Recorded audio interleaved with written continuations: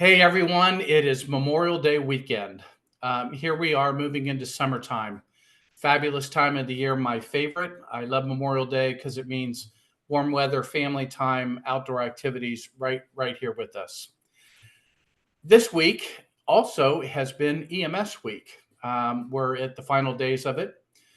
EMS week and what's been going on politically recently and in our world, really important for the entire community, really important for everybody who lives in public safety. Years and years of work developing our educational programs, developing research into really important topics like firefighter cancer, like firefighter mental health, like firefighter physical safety, like firefighter EMS resilience. All of those programs have really been on hold for the last couple months. We've had a shutdown of our National Fire Academy. We've had a pausing of activity of the U.S. Fire Administration. We had a CFSI, many of you know what that stands for, that took place, and then seemingly everything was gutted very, very quickly. We're having the rollout of the new nearest reporting system, which has been paused. But this week, comebacks of many of the programs. We can register again for firefighter cancer. We can participate in activities again. We'll have to see what it's going to be at the National Fire Academy. These are really important. The message is your local advocacy, your ability on a day-by-day basis to build relationships in your community, the strength of what we do working together, leadership, membership, and local leaders, whether it's your city, your county, your township, your parish, whatever those important local leaders relationships are very important to you. And we should never assume that strength can come without a lot of ongoing effort, and never assume that the programs that we've had and counted on are going to continue into the future. Much as 5 years ago, we had our knees knocked out from underneath us by COVID. This came as quite a shock that we were losing many of the programs that integrate our industry and very much move us ahead. EMS Week is about thanking the community for their work in prevention with us. Each day, a little different feature, but very importantly also, it's about listening to the community thank you for service. There's nothing that's been easy about EMS. It has been made tremendously difficult in the last 5 years because the expense of running our service has gone up. At the same time, all of our revenues have gone down, and many of our jurisdictions are having very tough times meeting their budgets. That's, again, a local advocacy, never an expectation or an assumption that it will continue, and an ongoing work with the community. This week, I love the messages from the community saying thank you for what you do.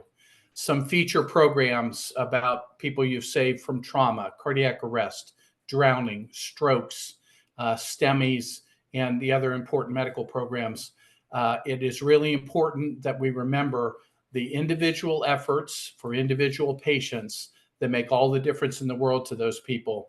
And when they say thank you, we are very gracious in receiving that thanks and knowing that we got to go out tomorrow and keep doing it, and the next day and doing it, and it's not going to get any easier. We have a summer weekend here.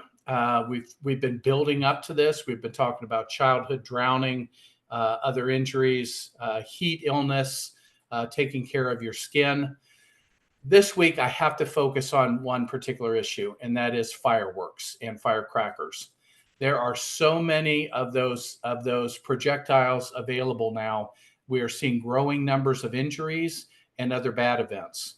There's a number of very dry areas across the country. Some of you are soaked, but some of us are very dry. And to think about lighting fireworks and throwing them into things or putting them up on very dry roofs, we're going to be firefighting. More important, though, is those firecrackers in the hands of people, and in particular, young people and people inexperienced with the use of them. Very quickly, all of those fireworks, firecrackers, incendiary devices, whatever you want to call them, they can all cause permanent damage. These are permanent burns, permanent explosion injuries, permanent tattooing when something gets too close to you. Please a couple of very important safety measures. Read the instruction and know how this is supposed to work. If there's a wick and it's got something on it that looks like it's supposed to light and go out of a bottle or a can or something else, make sure that's done. It's not intended for you to hold in your hand and let it ignite and move off of your hand. Sparklers are intended for one at a time. You don't bunch them together and light them, because when they simultaneously ignite, they contain far more heat and will burn whosever hands that they're in. Do not combine your devices. That's not what they're intended to do. And when you put together in a very crude way a number of pieces of gunpowder and other flammables and explosives, it can create a much bigger explosion than what you're planning for. Put it in a safe area where it's not going to set something on fire and where no little kids or other people can get involved in it. Unexploded devices are very dangerous. Make sure you trace every one of your devices and don't leave one live somewhere that can be accidentally ignited, particularly by a child. Don't put any of these in the hands of children. And that's probably the number one safety message. These do not belong in the hands of children.